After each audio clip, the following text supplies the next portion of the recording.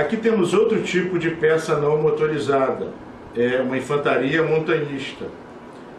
Ela também tem poder de movimentação 8, porém, como ela é uma tropa especializada para luta e movimentação em região de montanha, para ela o custo do terreno chamado montanha não é 3 pontos, é apenas 2.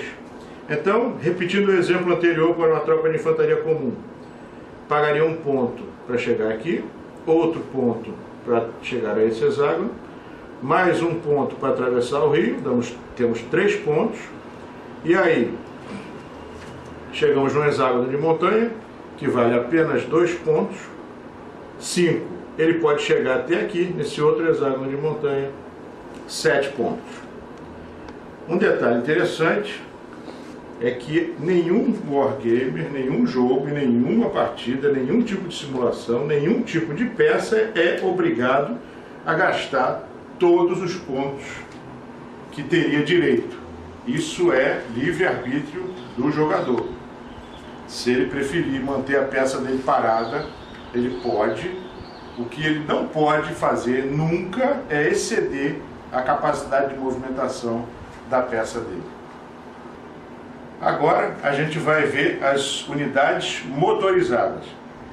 Essencialmente são 2 tipos de unidades. São as unidades que têm transporte motorizado, de qualquer tipo, mas para combater tem que sair do veículo, ou unidades em que o transporte é o próprio meio de combate, que é o caso do tanque, é o caso do canhão propulsado.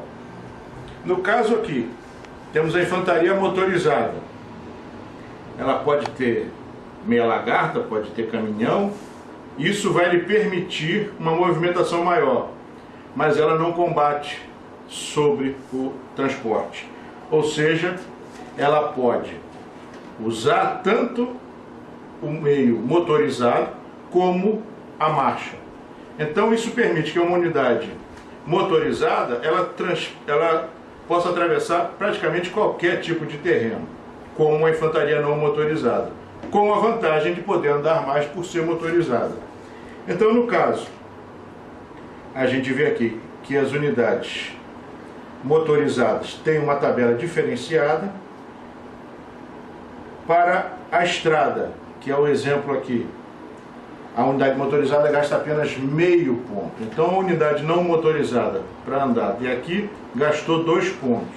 Uma unidade motorizada como essa gastaria apenas 1 ponto, meio aqui e meio aqui. Além disso, ela, hipoteticamente, desembarcando dos veículos, poderia atravessar o rio, ou, especificamente aqui no nosso caso, poderiam ser construídas pontes, enfim, de uma maneira ou de outra, há um consumo maior de tempo para que uma unidade motorizada atravesse um rio. Isso é representado em que a travessia de rio por unidade motorizada custa 2 pontos. Então, no caso, ela andando em estrada, ela tem uma grande vantagem, ela tem um poder de movimentação maior, é 12. Avançando por estrada com um custo de meio ponto por hexágono, significa que ela poderia andar 24 hexágonos no caso dessa simulação aqui. E ainda assim, movimentar-se por terrenos que apenas unidades não motorizadas poderiam trafegar. Já essa aqui, não. Uma unidade de tanques, ela é motorizada, obviamente, mas ela não desembarca para combater. A tropa não desembarca para combater, combate nos próprios meios. Então, ele só vai combater onde uma unidade motorizada consegue chegar. No caso aqui, através de estradas, no terreno aberto, mas, como a própria tabela aqui mostra, ou aqui na nossa tabela do mapa, do tabuleiro. Em montanha, unidade motorizada é proibida, em pântano é proibido. Então, nesses 2 tipos de terreno, ele não pode, de maneira nenhuma, trafegar.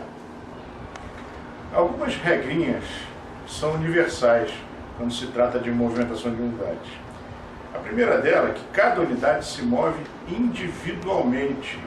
Mesmo que você mova grupos de peças, tem que se considerar o poder de movimentação delas individualmente.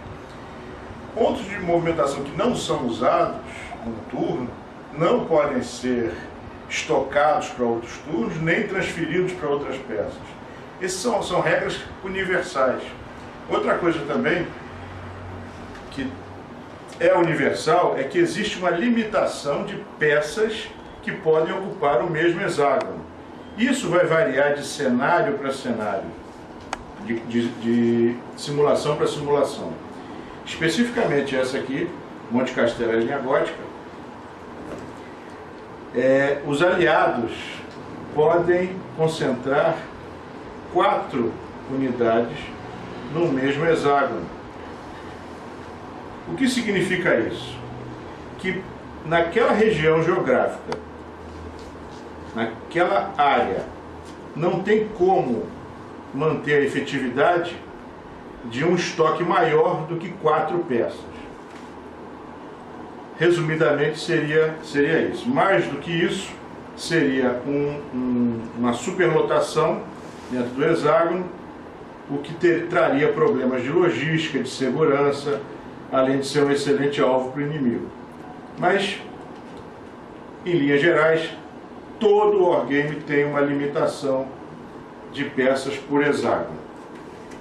Isso, inclusive, pode variar até pelo tipo da peça. Existem simulações em que a peça tem um custo por ocupação de terreno. Então, na verdade, dependendo do tipo de terreno, aquele terreno pode abrigar um certo número de pontos, e aí o jogador faz uma composição desse número de pontos em função desse valor de estocagem da peça.